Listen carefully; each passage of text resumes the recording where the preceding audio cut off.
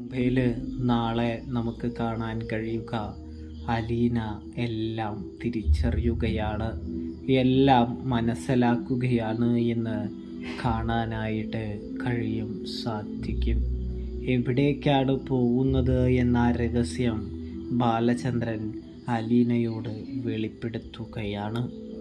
ഇതേ സമയം അലീന ചോദിക്കുന്നത് ഒരൊറ്റ കാര്യം മാത്രമേ ഉള്ളൂ: മനസ്സുകൊണ്ട് എന്നെ സ്വീകരിക്കുന്നതാണോ അതോ അച്ഛൻ ഫോഴ്സായിട്ട് എന്നെ അവിടെ കൊണ്ട് വിടുന്നതാണോ എന്ന് ചോദിക്കുകയാണ്.